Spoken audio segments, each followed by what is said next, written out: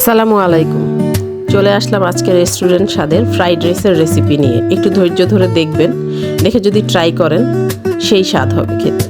তো আজ রান্নার ট্রেনিং দিব আমি। ফ্রাইড রাইস রান্না করবে আমার ননদের কাঁচা হাত, দেখতেই পাচ্ছেন। সে নতুন রান্না শিখছে, আমাকে বলল ভাবি একটু ফ্রাইড রাইসের রেসিপিটা যদি আমাকে একটু দেখিয়ে দিতেন। তো সেই অনুরোধের আসর পালনে চলে আসলাম। এই তো সবজিগুলো সেদ্ধ করে নিচ্ছি। প্রথমে দিয়েছিলাম ফুলকপি আর গাজরটা, তো ওটা সিদ্ধ হয়ে গেছে। তারপর দিয়ে দিয়েছিলাম সামান্য পাতাকপিটা। আর পাশের চুলায় চলছে ম্যারিনেট করে রাখা আগে থেকে একটু চিকেন ব্রেস্ট, একটা ব্রেস্ট চিকেনের ব্রয়লারের, ওটাকে জাস্ট আদা রসুন আর কালো গোলমরিচের গুঁড়ো দিয়ে ম্যারিনেট করে রাখা হয়েছিল, স্বাদ মতো লবণ দিয়ে। আর হচ্ছে খানিকটা সয়া সস, ওটা ভাজার সময় সাথে মটরশুঁটিটুকু আমরা ভেজে নিয়েছিলাম। তো এবার দিয়ে দেওয়া হয়েছে পর্যাপ্ত পরিমাণে পেঁয়াজ। ফ্রাইড রাইসে পেঁয়াজটা একটু বেশি দিলে ভালো হয়। তো দিয়ে দেওয়া হয়েছে পরিমাণ মতো আদা রসুন, একটু ধনিয়ার গুঁড়া, একটু জিরার গুঁড়া, অল্প পরিমাণে। এখানে আমরা এলাচ দারচিনি কিছু ইউজ করব না, তাহলে সেটার মধ্যে পোলাও হয়ে যাবে ভাবটা। যেহেতু ফ্রাইড রাইস, তো গন্ধটা যেন পারফেক্টলি আসে, সেই কারণে আমরা স্কিপ করে গেলাম এলাচ দারচিনি। তো যাই হোক, এবার উষা হচ্ছে খুব কষ্টসাধ্যভাবে এটাকে কষিয়ে কষিয়ে নিচ্ছে একটু। ফ্রাইড রাইসের চাল অনেক বেশি কষাতে হয় না। তো এবার আগুন কমিয়ে আমরা পানিটা ঢেলে দিব। তো ও বলা হয়নি, এখানে 3 পট চালের ফ্রাইড রাইস রান্নার প্রিপারেশন চলছিল। তাতে 6 পট চাল গরম করে নিয়েছিলাম পাশের চুলায়। এই তো আন্টির হাত যুক্ত হয়ে গেল। 3 হাতের রান্না, তবে মেইন হাত হচ্ছে আমাদের উষার, আমার ননদ। আপনারা সবাই চেনেন তাকে, আমার ভিডিও যারা প্রতিনিয়ত দেখেন। তো এই তো স্বাদ মতো লবণ দিয়ে দেওয়া হলো। এবার দেখেন কোন পর্যায়ে আসলো। খুব চেষ্টা হচ্ছে ঢাকনিটা তোলার।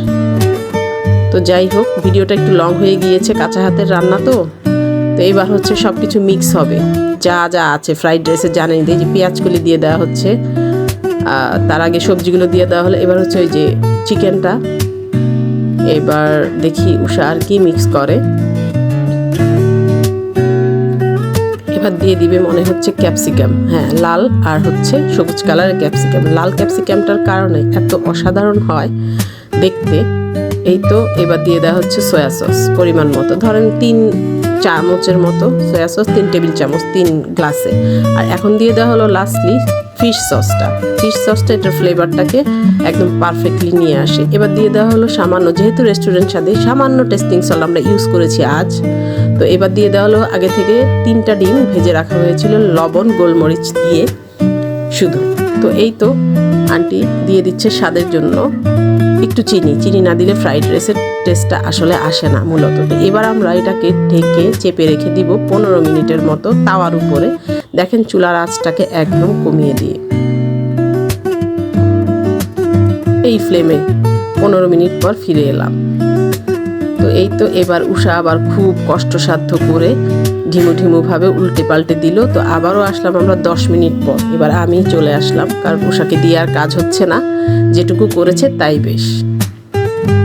এবার বেড়ে পরিবেশন করছি। দেখেন কত অসাধারণ হয়েছিল খেতে, সে তো আর আপনাদের খাইয়ে বোঝাতে পারিনি, দেখে যতটা বুঝতে পারেন। তো এই তো বেড়ে পরিবেশনের জন্য টেবিলে চলে আসলাম। সাথে আরও যা যা ছিল সেটা অবশ্যই দেখতে পাবেন। তো ভিডিওটি ভালো লাগলে লাইক কমেন্টস ও শেয়ার করে পাশে থাকবেন। বিদায় নিচ্ছি ভিডিওটি থেকে।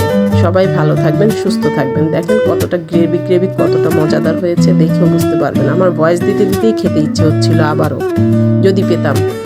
উষার হাতের রান্না চিকেন, আর হচ্ছে সাথে ছিল বেগুন ভাজি, যদিও কোনোটারই প্রয়োজন ছিল না, ফ্রাইড রাইস একাই যথেষ্ট ছিল। এই তো, আল্লাহ হাফেজ, সুস্থ থাকবেন সবাই।